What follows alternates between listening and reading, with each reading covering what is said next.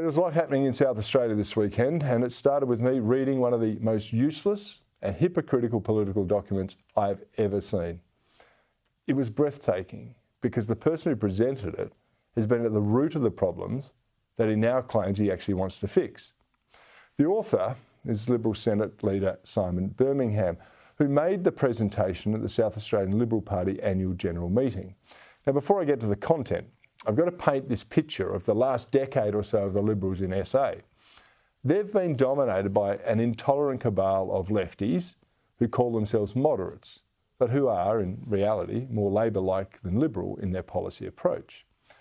Birmingham, for example, he's the factional leader of the Wets in South Australia. He's basically embraced every lefty idea since getting into Parliament. He's pro-republic, pro-voice, pro-climate, apocalypse, pro-redefining marriage, pro-gender identity, pro-pronouns. By my reckoning, he's for everything except what the Liberal Party have always stood for. And if he's anything like his mentor, Christopher Pyne, he probably got a picture of JFK and Hillary Clinton on his wall, possibly with a few rainbows and unicorns thrown in for good measure. And one of these wet puppets even became Premier. And then Birmingham's wife became his Chief of Staff, and their factional ally was installed as a Liberal Party State Director, and they all took instructions from the former Minister turned lobbyist Christopher Pyne.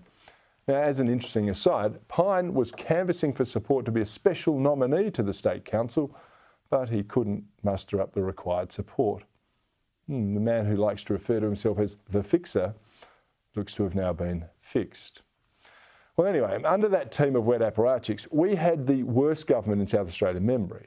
It was actually devoid of anything resembling leadership or vision for the state. And with the marshmallow as their public face, they were appropriately turfed out after a single term. Well, now the Liberal Party has told this motley crew of wets where to go. And as the factional winds have changed, they put their finger up and go, oh, we've got a new plan that actually undermines everything that we've done previously.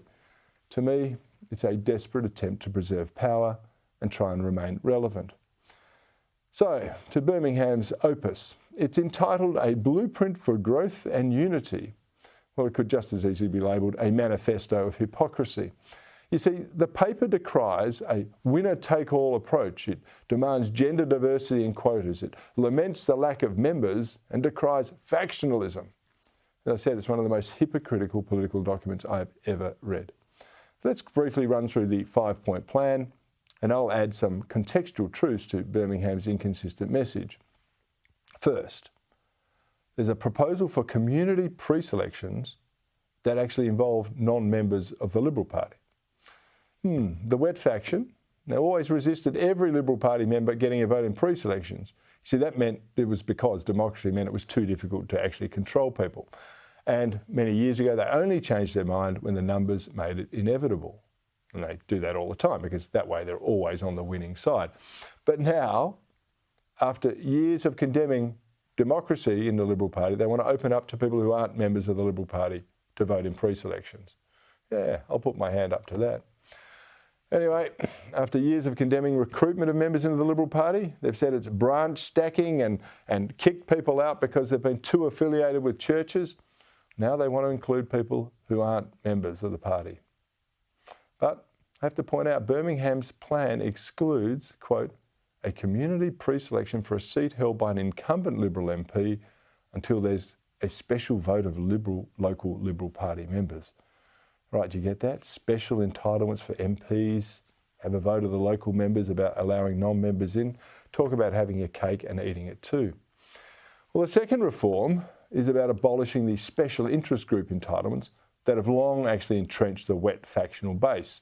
These include the Women's Council and the Young Liberals. Now, of course, it's just a coincidence that the Wets have actually lost control of these bodies this year, and hence they no longer control the delegates.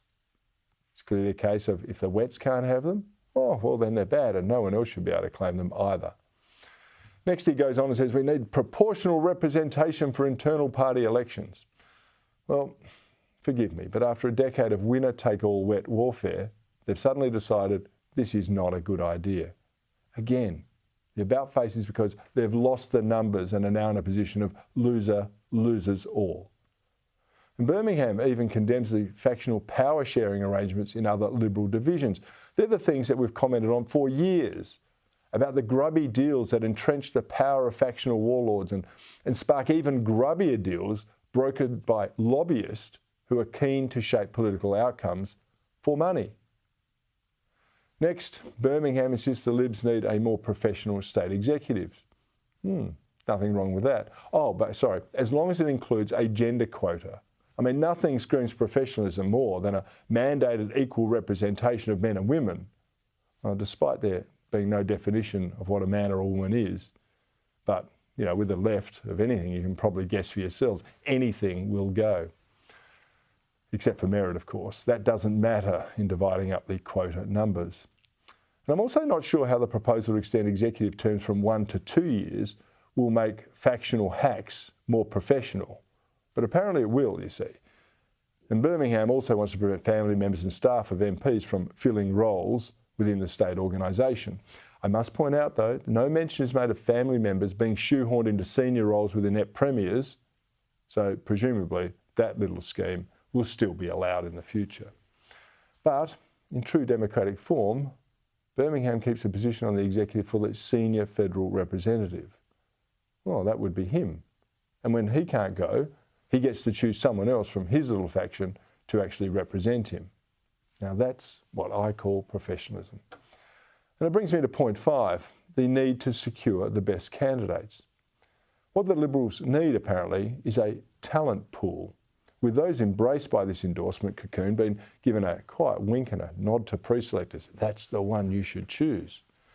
And it's even suggested the local Liberal Party members can say they only want the talent pool candidates to be involved in this new style of democracy. It's a bit like guided democracy, if you know what I mean. And naturally, there are further references in this opus about needing more women and more diversity, which we could take more credibly if the Wets had a history of either backing women or diversity in anything resembling a safe seat. I'll give you one example. They had a chance in the formerly safe seat of Sturt. However, instead of backing a woman or a diversity candidate, the Wets chose a factional stooge who used to be the Chief of Staff to South Australia's worst ever Premier, Stephen Marshall. And yes, that meant that would be the person that Birmingham's wife replaced as Chief of Staff when the former Chief of Staff was promoted to the Parliament. Pretty cosy, huh? And the Wets have had numerous other opportunities to back in female candidates for safe seats, but they repeatedly chose not to. Apparently it was all about merit back then. Now it's about diversity and quotas. Well, hang on, not entirely. It's also about power. This is a desperate last roll of the dice by a faction that has failed South Australian politics miserably.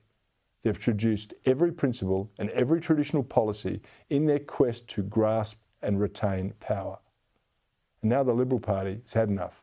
It's tossed the left power brokers out to usher in a new, practical, realistic, conservative approach to policy.